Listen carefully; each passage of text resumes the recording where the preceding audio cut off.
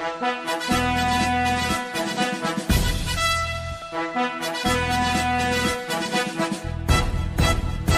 TV ప్రేక్షకులకు నమస్కారం.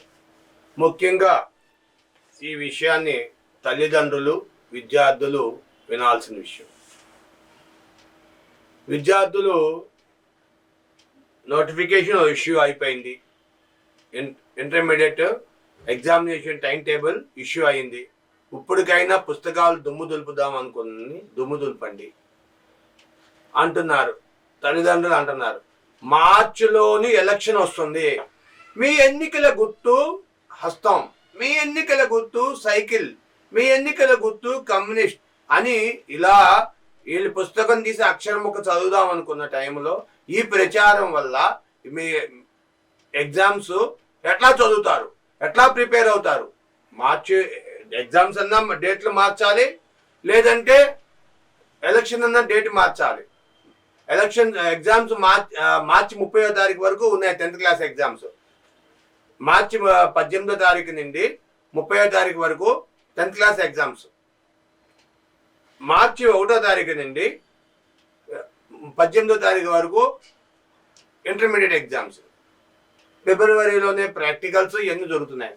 ఒకసారి కావాలంటే చూడండి, వెనకాల డిస్క్రిప్షన్ మీరు చూడండి, అన్నీ కూడా క్లియర్గా ఉన్నాయి.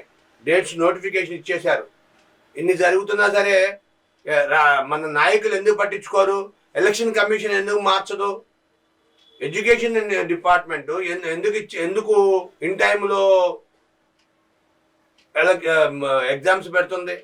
ఎగ్జామ్స్ లేట్గా పెట్టొచ్చుగా. గతంలో చాలాసార్లు లేట్గా పెట్టారు ఎగ్జామ్స్. ఎలక్షన్ అయిపోయినా పెట్టచ్చు.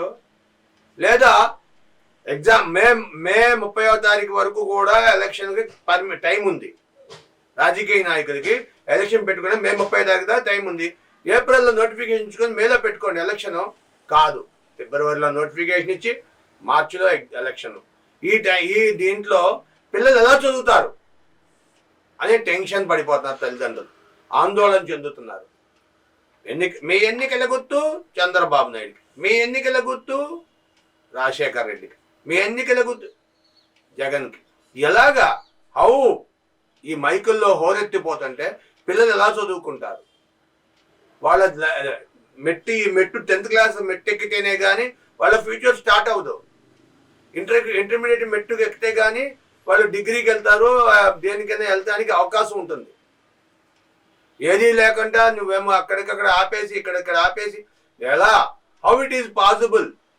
కాబట్టి దయచేసి అయ్యా ఎలక్షన్ కమిషనర్ గారు, ఎగ్జామ్స్ వరకు ఎలక్షన్ పోస్ట్పోన్ చేయండి, లేదా ఎగ్జామ్స్ అన్నా పోస్ట్పోన్ చేయండి. రెండు ఒకసారి పెడితే బిడ్డల భవిష్యత్తు పాడైపోతుంది. నేటి బాలలే రేపటి పౌరులు అన్నారు. ఆ బాలలకి అవకాశం ఇవ్వండి, వాళ్ళ జీవితంలో విజయానికి చేకూర్చండి. దయచేసి అర్థం చేసుకోండి సార్. సెల్యూట్.